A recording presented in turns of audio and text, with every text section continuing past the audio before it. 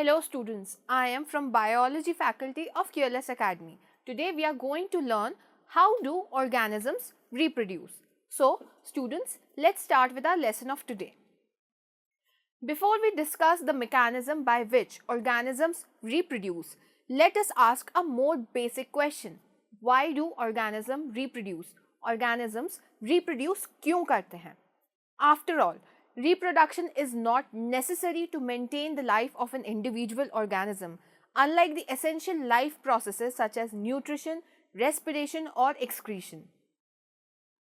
On the other hand, if an individual organism is going to create more individuals, a lot of its energy will be spent in the process. So, why should an individual organism waste energy on a process it does not need to stay alive? Now, it would be interesting to discuss the possible answer in this lesson. Now, do organisms create exact copies of themselves? क्या organism exact copies बनाते हैं through reproduction? Organisms look similar because their body designs are similar. If body designs are to be similar, the blueprints for these designs should be similar.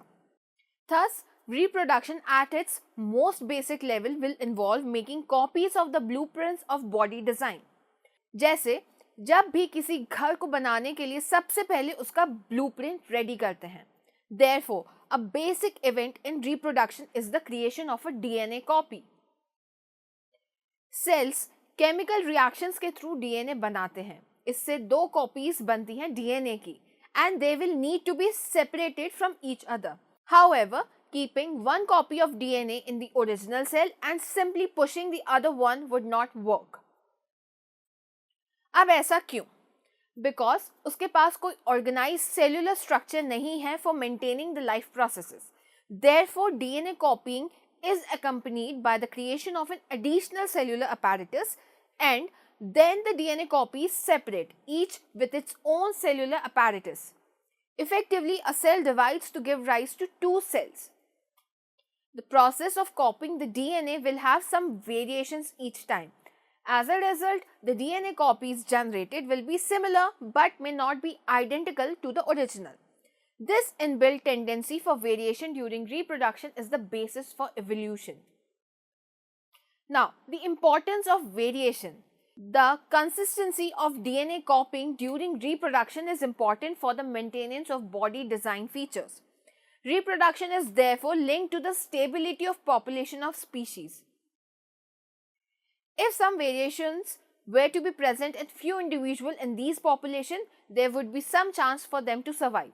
Thus, if there were a population of bacteria living in temperate waters and if the water temperature were to be increased by global warming, most of these bacteria would die off, but the few variants resistant to heat would survive and grow further. Now, variation is thus useful for the survival of species over time. Now, students, there are mainly two types of reproduction. First is the asexual reproduction and second is the sexual reproduction. Let's start with asexual reproduction. When a single parent is involved and no gamete formation takes place, the method is called as asexual reproduction. No meiosis happens during asexual reproduction.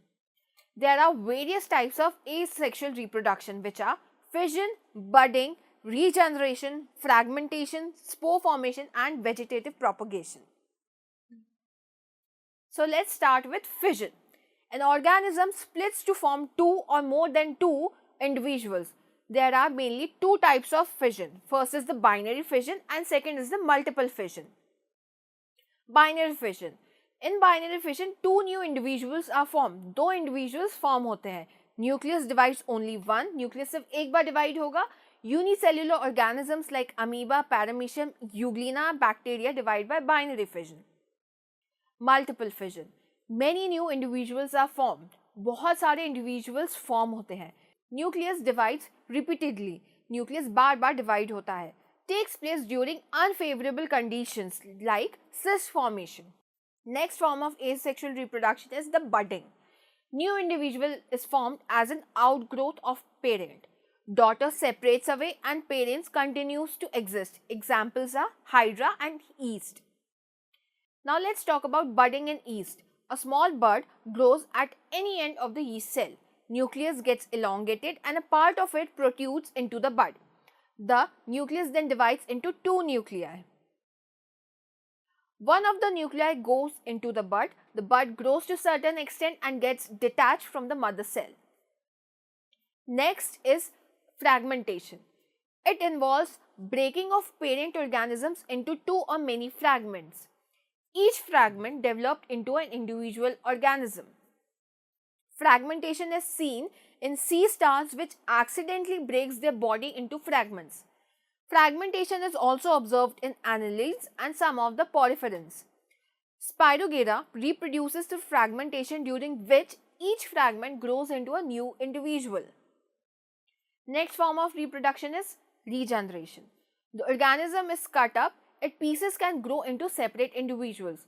It occurs in some fully differentiated organisms. Regeneration is also called as morphallaxis. Example is Hydra and Planaria. If a planaria is cut into several pieces, each piece develops into a new individual. Next form of asexual reproduction is spore formation.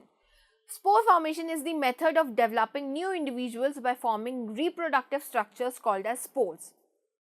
A spore is a small spherical or oval structure which protects the future individual in a thick protective covering. Spore germinates on a substratum under favorable conditions. Some organisms like ferns, some groups of fungi reproduce by spore formation. Last method of asexual reproduction is vegetative propagation. It is the mode of asexual reproduction in plants. ये basically plants में होता है. Plant parts are detached from the parents and form a new plant. Structures which help in vegetative reproduction are called as vegetative propagules. Examples are rhizome, tuber, etc. Plants raised by vegetative propagation can bear flowers and fruits earlier than those produced from seeds. Such methods also make possible the propagation of plants such as banana, orange, rose and jasmine that have lost the capacity to produce seeds. Another advantage of vegetative propagation is that all plants produced are genetically similar enough to the parent plant to have all its characteristics. So student, this was all about the reproduction. I hope you all enjoyed learning this lesson, and if you have any more doubts, you can go to the following link.